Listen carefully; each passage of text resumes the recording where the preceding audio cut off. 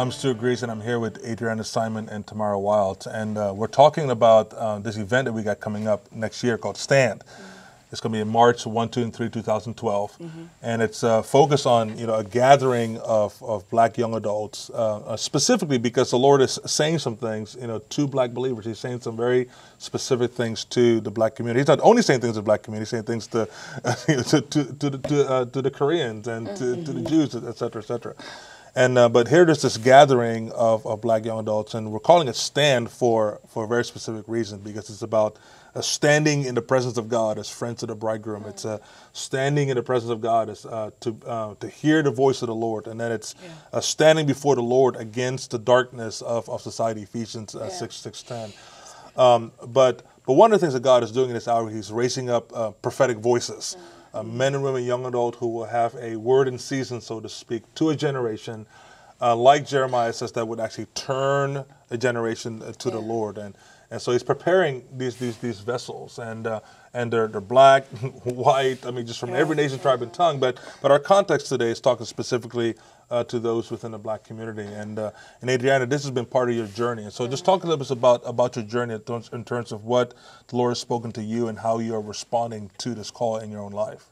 Yeah, it started with me with actually after being raised in the church and saying, you know what, I don't want to have anything to do with God because I'm tired of church, And then Him actually encountering my heart and revealing to me Himself that He is jealously, has this holy jealousy over my life, and has called me to be one that will stand with Him. And what does that look like? Well, it looks like God revealing to me that this is not what I'm calling you to, and what I'm setting you apart for is not just for you to be able to do and just say that this is who I am and this is what I do and my life is going to be like this. It's for you to follow me wholeheartedly. And so God really encountered my heart with that reality and said, Adrian, in 2001, I remember just reading the scriptures, and this is after I gave my life to the Lord, and I'm looking at the scriptures, and I was reading the Bible back to front, because, when you first come back to God, you're just like, I want it all. And so what happened to me was I saw Anna and I saw John the Baptist. Asked me why they stood out. In my head, I had a picture of John the Baptist with locks in his hair and just screaming in the wilderness. And Anna, who was in the temple, but I began to weep. And the prayer that I cried was, God, make me like Anna, make me like John the Baptist. I had no clue what that meant. I had no idea. I never heard it before. When I took it to certain people, they were like, I don't know what that is. You got to go to college. You need to go get your college education. And I did. But throughout the years, God just began to highlight that to me. And then in 2010, he let me know. He said, this is the time. And I was like, okay, Lord, so what does that look like? But throughout that time, He marked me and said, I want you to fast. I want you to pray. I want you to be able to hear my voice. I want you to see that I am a God that talks to you, and I want to speak to you because you will have something to say. And so just submitting myself to that and saying, God, I don't know what this is supposed to look like, but I believe that you're real because you're speaking to me, and being so tender to His voice, and actually as He speaks, seeing His words impact other people. This is so remarkable, because this, again, is just evidence of how the Lord is just speaking to so many people, independent of one another. I personally have met so many people that the Lord has been speaking to, just independent. I liken it unto, Elijah, in Elijah's days, there were these 7,000, so to speak, that were in the caves.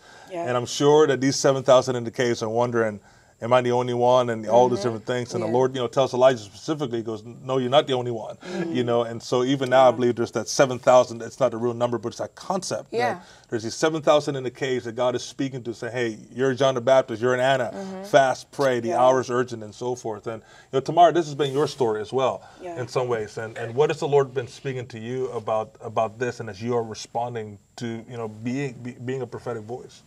My story is a little bit similar to Adriana, because I did grow up in the church. They used to call me Little Preacher. I've been kind of in front of a church since I was 4 or 5 years old.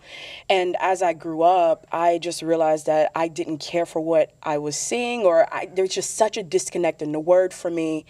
And I ended up coming to IHOP. And when I was at IHOP, the Lord began to speak to my heart about what is a prophetic messenger, what is a preacher. And specifically, He began to speak to me out of Acts 22. And he said to me, he's like, you are called to see the just one.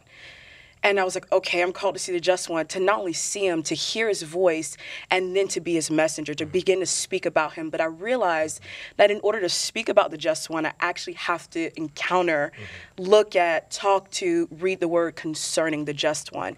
And so I think for me, my journey, my little journey, which is continuing with the prophetic messenger thing, is about looking at the just one and hearing his voice, and then becoming his messenger in the times that are ahead of us. Yeah, so it's more than just looking critically at society and being a critic. Yeah. Because anyone can do that. Anyone. You know, anyone can look at an issue that's wrong and then make a cause out of it. This is actually about standing in his presence, really coming to a place of friendship with the Lord. I mean, that's what I'm hearing you say, that the Lord is saying, hey, look, I'm just come and get to know me. Yeah. You know, and as you get to know me, then you get to know my will, and then you know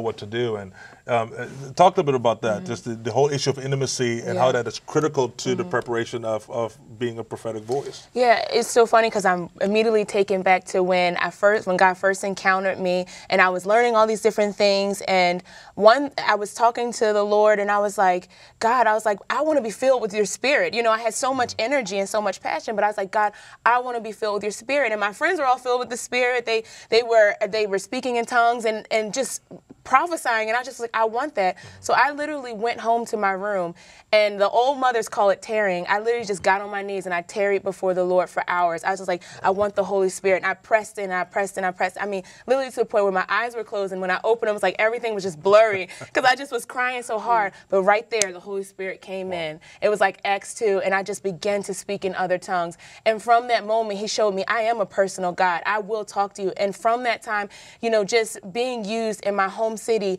in areas of preaching and teaching. And I'm like, God, how do I get revelation? Like, he's just giving me revelation, and it's showing me he's real, you know, and that's what happened to me, that personal encounter, that touch of the Holy Spirit. This is exciting, man. I'm just encouraged even just hearing all these stories, because I know that there are scores of young adults in the Black community that God is speaking to right now. Yeah. And they're hearing things, they're going, what is going on? And some of them are walking with God, some of them are not walking with God. I mean, there's a whole range of stories that the Lord is calling on people to himself, to holiness, to be consecrated, to know him and to hear his voice, and then to be his voice to a generation. And so thank you for your time. This has been great. Thank you for coming.